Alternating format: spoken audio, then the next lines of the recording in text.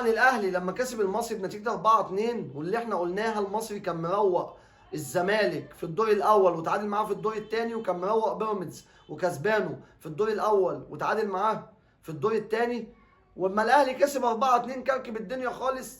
الزمالك ما هديوش، طلعوا يطلعوا بيان لما بيراميدز رنوا عليهم قال لهم اشتغلوا باللي انتوا بتاخدوه، لان احنا عارفين ان الزمالك سمسار عند بيراميدز، وقاعدين يتكلموا في التوأمه رجاله وفي المعلمه، وهما الاتنين عارفين بعض كل واحد عايز ايه.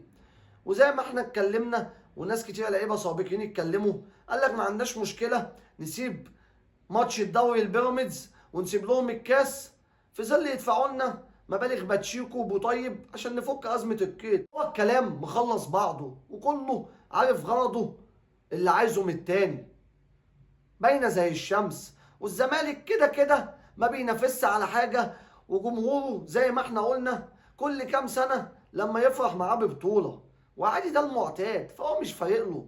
هو شاف ان هو بيتدمر، واقرب حد محتاج منه الثلاث نقط ومحتاج منه بطوله بيراميدز، وهيعطف عليه بالفلوس زي ما حصل معاهم في بنتايك، ودفعوا لهم المليون يورو وفعلوا عقد شراء بنتايك عشان خافوا ان الاهلي يديهم قفا تاني فيه.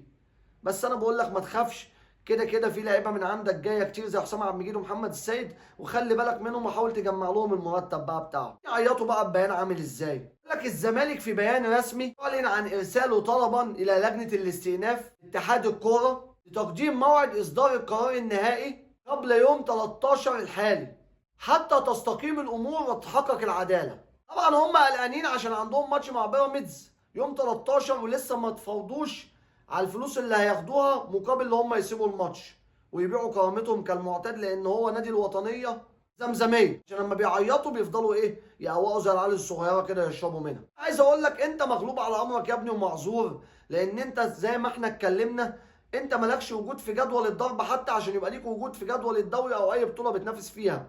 وانت كنت مستني انت وبيراميدز اللي الاهلي يقع عشان تعرفوا التكتيكوا. بس انا بقول لك الاهلي زي القطر، مش هيخليك تفكر لحظه، هيفضل ايدها ومش هيعللها نار، مش هيخلي حد يعرف ياخد قرار. في الاخر هنلاقي الدوري في الجزيره وانت بتعيط انت والكومبارس المنافس بتاعك اللي هو خد مكانك.